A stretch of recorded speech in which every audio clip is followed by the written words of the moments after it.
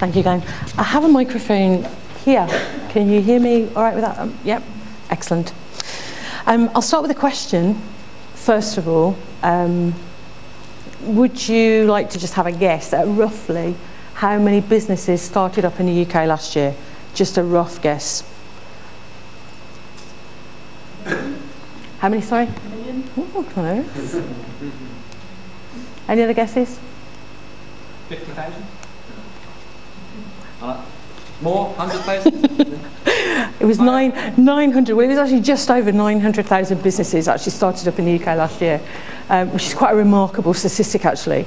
And as Glenn mentioned, we've had lots of conversations over some rather nice coffee about people in recovery, because clearly that's the people that we work with, and just the kind of broad mix of people that we support. And I think that's been clarified today in that people in recovery are human. People in recovery come from all sorts of backgrounds. We work with people who are doing PhDs, people who are managing financial institutions, single parents, people that are coming from quite deprived areas, all sorts of people. Which means actually that within our network of people in recovery, there are lots of skills, lots of creative ideas, lots of people with capacities perhaps that sometimes, I don't know if you'd be willing to agree with this, but sometimes perhaps as workers, we might not always recognise that. And people don't necessarily always tell you about their innermost aspirations, particularly when they've had a bit of a tricky time and they've not coped very well. Because if someone's had a bit of a tricky time, well, just how successful are they going to be? The answer is actually very successful. What I'd like you to do just now, if you don't mind, for those that are comfortable to stand or can stand up just for a minute. And I would just, thank you, I would just like you to close your eyes just for a moment. If they all close and relax. Now what I'd like you to do is take away any potential barriers. So here you are, free thinking for the moment. The question is this: if you weren't doing what you're doing today, what would you be doing? So I'd just like you to have a think about that for a minute. So take yourself away from the daily drudge, take yourself away from that monthly report that's overdue, take yourself away from that funding application, Glenn. Take yourself away from all those things that have been troubling you a little bit. And if you weren't doing what you're doing today, what would you be doing?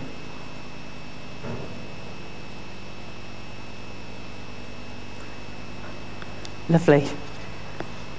Please take a seat. I was asked that question years ago in a fantastic training course that I attended, and that's kind of stayed with me because that was quite powerful. There I was in a training course with an organisation that I really quite liked working for, and they invested in their staff, they invested in their people, and encouraged us to think just a little bit more. It's not just about the job, it's not just about the house, it's not just about the daily grind that we have to do. It's about having the opportunity to stop just for a minute and just think slightly differently. I'm not actually going to ask any of you to share that, because I think sometimes it's quite nice to keep that to yourself. But I would like you to tell, I would like to tell you about a gentleman that I met quite a long time ago, based in Edinburgh, and his name is Caspian Woods. Now, I often will share this story with people because Caspian Woods was a regular student, quite creative actually.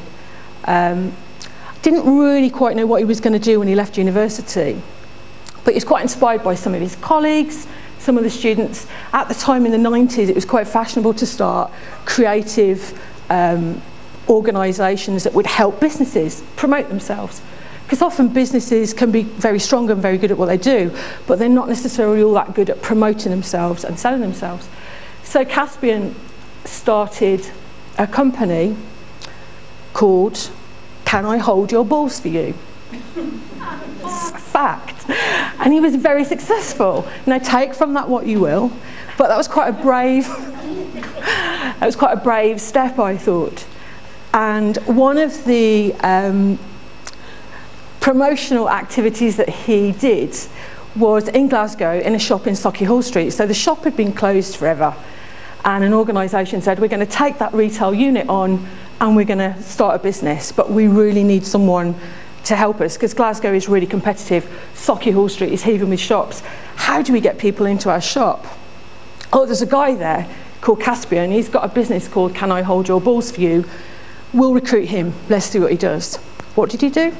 He moved into the shop window, completely open, furniture, bed, kettle. And he lived in the shop. Now, actually, I can't remember exactly how long it was, but I think it was about a week. And within that week, if you can imagine the number of people walking up and down Sauchiehall Street going, there's a bloke living in a shop. Apparently, homeless people were giving him sandwiches through the letterbox. They felt a bit sorry for him. They were feeding him. The press, they were on it. The TV was there, STV. He was on the news. He was in the papers. How successful do you think that launch was? Very successful, very successful. So I think often when we think about people, aspiration, creativity, it was very powerful actually that you mentioned the Nelson Mandela quote earlier on. Sometimes I think the fear of success can be more overpowering than the fear of failure. I've talked to a few people about the idea of working with people in recovery to start their own business. I'm getting mixed views. Yeah, now, Glenn and I sat, a few cups of coffee. Of course, after a few cups of coffee, you're quite excited anyway. But we did run off and sort of explore the ideas that we'd had. What was really exciting was we thought, oh, Dragon's Den, oh, that'd be great. We'll pitch for some fun den. We'll do Dragon's Den. Spoke to a few people about that, particularly service users who went, oh God, no, we can't do that. Can't do it. So I actually got some really valuable feedback from people in recovery. I said, you know, if you were thinking about starting a business, would you pitch like a Dragon's Den style business? And they went, oh, no, not a chance. There are a few reasons for that. We don't need to go into the detail of it because I could be here probably most of the day.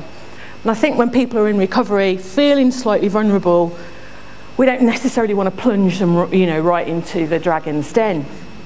So Glenn totally took the feedback on board and sent me a lovely email back saying, okay, headed Dragon's Den, but a lot less dragony. So that's sort of what we're doing at the moment. You'll probably get the gist of the fact that this is very much at the discussion stage.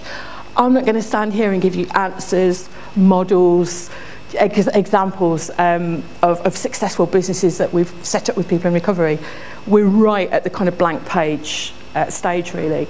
And to be fair, that's why I'm here today, because the idea was to let you know what we're thinking about, have a little workshop this afternoon, talk about potential barriers, what's good, what's bad, what do we need to consider, because it really is about making sure that if we do start to support people in business setup, that they do have levels of support that are appropriate to their needs.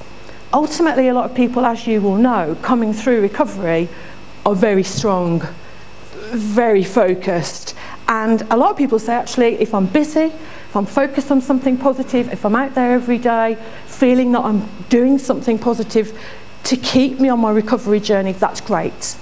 However, I don't really want an element of failure to be creeping into my life just yet. I recognise I'm going to have to face it perhaps at some point, but just not right now. So when we're looking at business startup for people, I think at this point what we'd like to do is just offer a taster for people. So a really nice way to just test the market, test the ideas, share their ideas with people in a very safe environment where people are not going to go, you want to what? So we actually just want to bring people together to talk about the idea of being creative and starting their own business. I've actually made a few notes here about people that I've listened to so far today. As some of you will know, the Sorted project started in 2002, which came very much out of an employability organisation called WorkTrack. So it's seen big changes over the years, and one of the things that I find really exciting now is that the language of recovery is completely different.